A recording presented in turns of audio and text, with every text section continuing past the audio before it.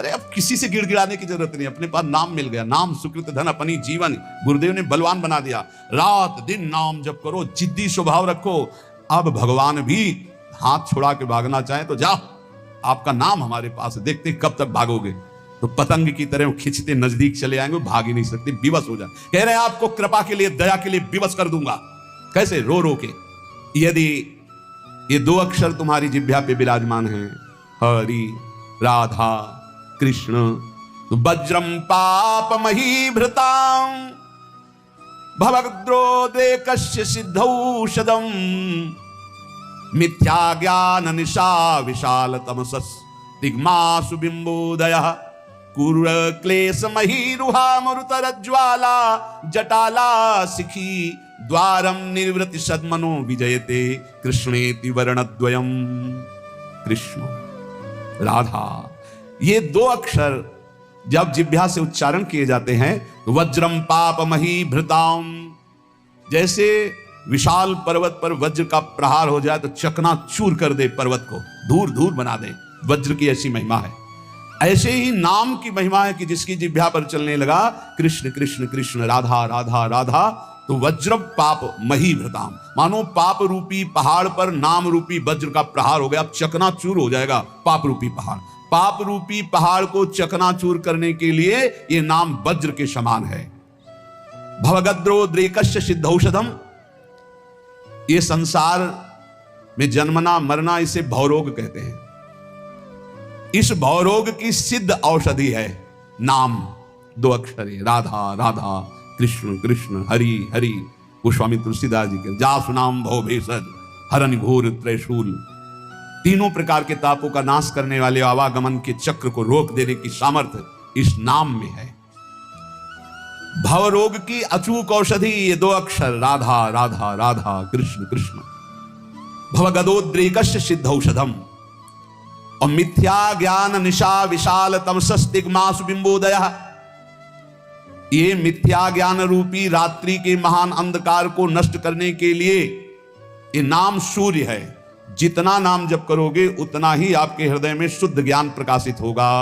नाम जप करोगे सिद्ध औषधि है, आवागमन चक्र से मुक्त हो जाओगे। नाम जप करोगे तो ये पहाड़ के पहाड़ पापों को भस्म कर देगा।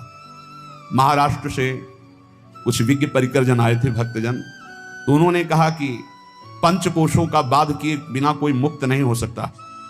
अन्नमय कोश, मनोमय कोश, विज्ञानमय कोश, आनंदमय कोश, इस तरह के जो कोश हैं, इनका बाध किए बिना कोई जीवन मुक्त नहीं हो। और आपके प्रवचन में प्रायः सुनते हैं कि नाम जप करने से जीवन मुक्त हो जाएगा, भगवत प्राप्त हो जाएगा।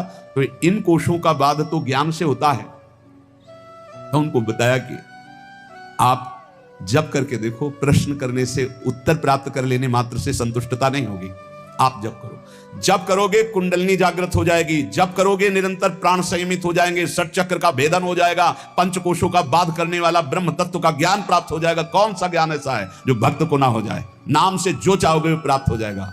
मिथ्या ज्ञान निशा विशाल तमसस् दिग्मांसु बिंबोदयः, मिथ्या झूठा ये मायाकृत जो अज्ञान रूपी अंधकार है, इसका नाश करने के लिए नाम भास्कर के समान है, दिव्य ज्ञान प्रकाशित कर देगा। जो राम राम भी नहीं जप पाते थे, मरा मरा कहते थे, इतना नाम का प्रकाश हुआ कि राम जी के प्रकट होने के पहले ही दिव्य उनके पावन चरित्र का गान कर दिया। विश्वास करो, नाम का प्रभाव। जो सादर राम राम नहीं कह पाते थे, उन्होंने संस्कृत में भगवान के पूर्ण चरित्र का गान कर दिया। ये नाम का प्रभाव। कोई ये ना समझे कि नाम से कैसे, जो योग से प्राप्त होता है, जो ब्रह्म ज्ञान से प्राप्त होता है, वो सब नाम जपने से सब प्राप्त। और नाम जप नहीं है तो शुद्ध ब्रह्म बोध हो ही नहीं सकता। ये काशी से आए हुए एक महापुरुष की बात, काशी से आए हुए एक महापुरुष की बात। मैं नित्य विश्वनाथ जी को जल चढ़ाता हूं गंगा स्नान करके, मैं नित्य वेदांत का अनुशीलन करता हूं गुरु चरणों में बैठकर। इतने वर्ष हो गए ब्रह्मानंद की प्राप्ति के लिए उपाय करते हुए, और 65-70 वर्ष की अवस्था संन्यास वेश। उनका काशी से आपका प्रवचन सुनाऊं तो केवल एक प्रश्न का उत्तर लेने आया हूं, मुझे अब भी शांति क्यों नहीं मिली? शुद्ध हूं, कहीं भी अशुद्ध आचरण नहीं, कहीं भी किसी भी तरह की कोई त्रुटि नहीं। क्या त्रुटि है जो मुझे शांति प्राप्त नहीं हुई?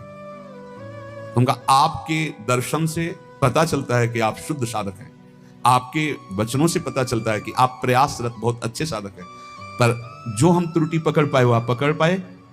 क्या आप निरंतर मंत्राकार वृत्ति करते हैं? उन्होंने कहा नहीं, बस यही एक त्रुटि, जाओ ये कर लेना। प्रक्रिया बताई। महीना डेढ़ महीना बाद जब आए थे तो खूब आनंद पूर्वक एकदम जैसे कोई अपने रिश्तेदार से मिले ऐसे, और बोले बस एकदम, क्योंकि वही एक त्रुटि है, समझ रहे हो? गुरु चरणों में बैठ के वेदांत भी पढ़ते सब, लेकिन जो चाहिए वो नहीं था। क्यों? निरंतर मंत्र, कोई नई बात नहीं हुई, वो पकड़ नहीं पाए, शास्त्रों से पकड़ नहीं पाए। वो वही सूत्र है, वही सूत्र पकड़ लो, सब हो जाएगा। जो नाम प्रिय हो राम कृष्ण हरि, राधा राधा राधा राधा। पाप रूपी पहाड़ को नष्ट करने के लिए वज्र, जन्म मरण रूपी रोग को मिटाने के लिए अचूक औषधि, अज्ञान अंधकार रूपी रात्रि का नाश करने के लिए भुवन भास्कर। कौन? बोले नाम।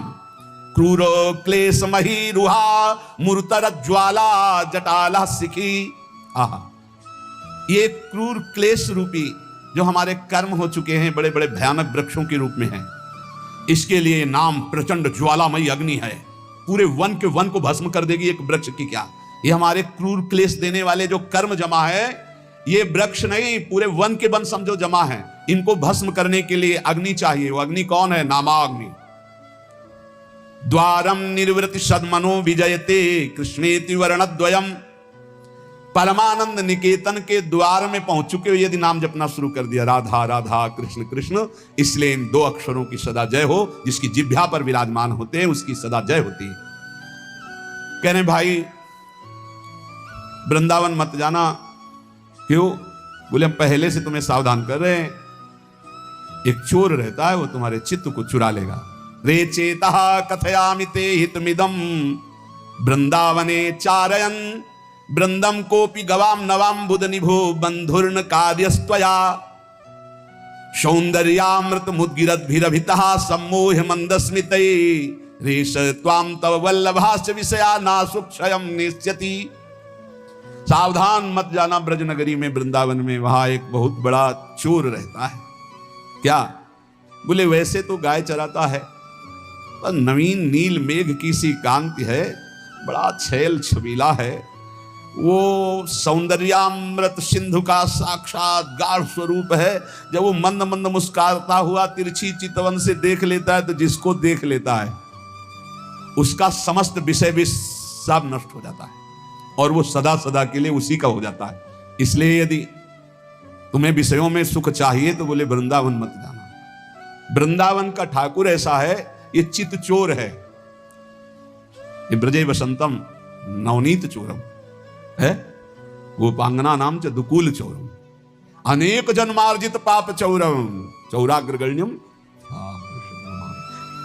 बढ़िया है, ऐसे चोर मिल जाए भाई, इनके लिए तो तड़प रहे हैं, मिल जाए, चुरा ले हमारा मन, सारी परेशानी चली जाए। पर पंडित राज जगन्नाथ जी महाभागवत है, वो कह रहे हैं भाई इसका भाव ये भी है कि चिंता मत करो, तुम उनकी नगरी में पहुंच गए हो, जिस दिन खेलते खेलते आएंगे वो चुरा ही लेंगे। गदावा खेलंतो ब्रजनगर वीथी सुहृदयम हरंतो ब्रज हरंतो श्री राधा ब्रजपति कुमारो सुकृतिला। देख लेना, अगर ब्रजनगर में वास करते हो और रसिकों के अनुसार चलते हो तो कभी न कभी खेलते हुए ये दोनों युगल सरकार आएंगे और तुम्हारे चित्त का अपहरण कर ले जाएंगे। प्रभु मुझे मांगने पर भी कभी धन सुख मत देना, क्योंकि सुना है जो धन का अभिमानी धन भोगी हो जाता है वो परम धन से वंचित हो जाता है। प्रभु मैं मांगू तो शरीर का भोग कभी मुझे मत देना। प्रभु अगर मैं कभी राजा बनना चाहूं तुम कभी मेरी बात मत मानना।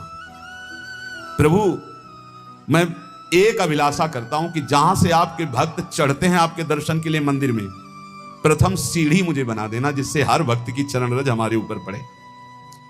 मैं चाहूं भी तो मुझे धन सुख मत देना, शरीर सुख मत देना, राज्य सुख मत देना, परम पद मत देना।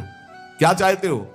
तो बोले आपके मंदिर में जब दर्शन करने भक्त जाते तो पहली सीढ़ी से ही पादुका उतार देते। ये भक्तों का लक्षण, कभी मंदिर की सीढ़ी में पादुका पहन करके नहीं चढ़ा जाता। इतना चप्पल जूता से प्यार है, एक दो बार तो रोकना पड़ा है कि बोले चप्पल पहन के नहीं जा सकते। बोले अच्छा तो चप्पल हाथ में ले लिए। हाँ ठाकुर जी के सामने जा रहे हैं लोग, फूल माला लेके जाते हो, चप्पल लेके जा रहे हैं, ऐसे देखे गए हैं। इतना प्यार है। और अगर बाहर उतार गए तो दर्शन ठाकुर जी के कर रहे हैं, ध्यान में चप्पल है, कोई पहन न ले जाए यार, पहन न ले। हमें लगता है कि अगर आसपास कहीं रुके हो तो वहां से नंगे पैर जाना चाहिए ठाकुर जी के दर्शन। इतना तो सौभाग्य ले लो। सिर भर जाऊं ऊंची तस्मोरा सबसे सेवक धर्म। और मंदिर की प्रथम सीढ़ी से पादुका न पहने, ये पक्का इतना तो समझ लो। वैसे भी 32 सेवा अपराधों में है पादुका पहन करके दर्शन करने जाना,